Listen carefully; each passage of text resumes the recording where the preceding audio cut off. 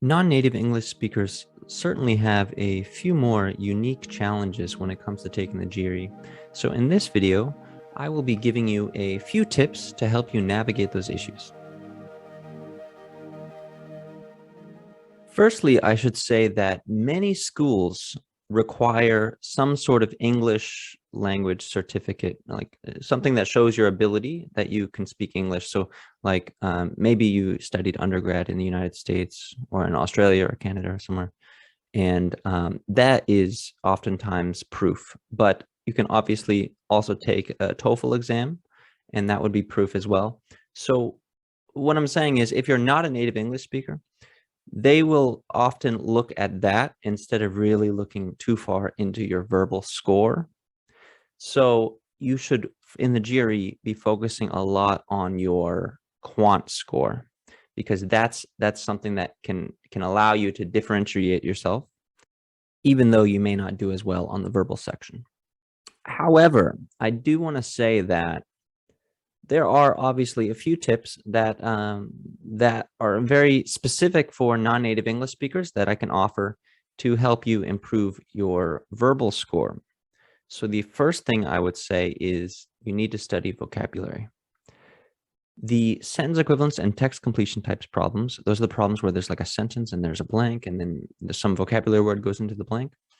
Those are very common types of questions and they're very short. For a non-native English speaker, they are much easier to approach than a large text with the reading comprehension problems. So I would definitely say study your GRE vocabulary so you can attack those specific problems easier. The other thing is it may not be as hard as you would think to study vocabulary words because, for example, if you speak a Latin-based language like French or Spanish or Italian, then many words in your language are actually similar to English words. So you have that to help you.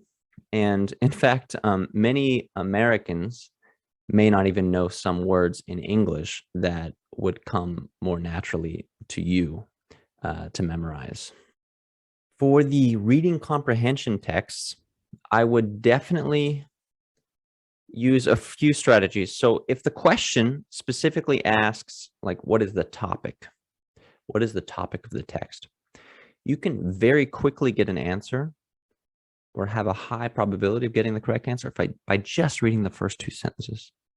So that's the first thing. If you ever see a question like that, just read the first two sentences and give it a guess, because to be honest, most of the false answers are going to be just about something that was written in the text at some point. And of course, the general topic is usually stated in the front.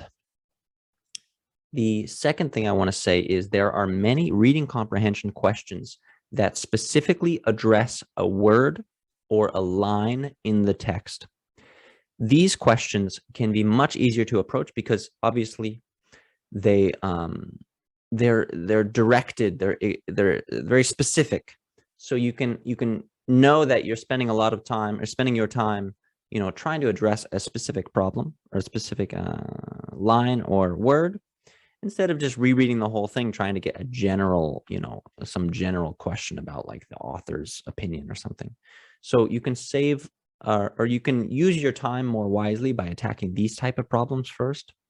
Like in a text, like if you see a text and it asks you like 3 questions, this is the type of question that you would be spending a lot of time on, because you can get closer to a correct answer here very quickly.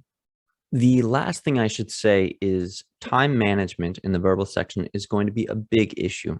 So you may want to adopt the strategy where you actually answer only the text completion sentences and the sentence equivalent sentences first. And only then, once you've completed all of those, do you go back and complete all of the reading comprehension questions. Of course, you need to flag them so you don't accidentally miss anything. But using that strategy allows you to get the questions that you have the highest the highest probability of getting correct done first. The next thing I want to say, though, is you need to make sure by the end you have answered every question. So leave a little bit of time in the end. If you often run out of time, if you know you often run out of time, leave a little bit of time in the end for you to go through the remaining questions and guess. You need to guess on everything, because there is no penalty for there's no penalty for guessing. So don't leave anything blank. The last thing I want to say is try not to worry about it too much. As a non-native English speaker, they know this. If you don't feel very comfortable about those 2 essays, you can make up for it in your application essays. And they know in your actual application, they know that you're not from the United States. So oftentimes for the verbal section, at least, they really don't put much weight into it. So that's the end of the video. Thank you for watching. Please visit my website, applyconfidently.com, and please subscribe.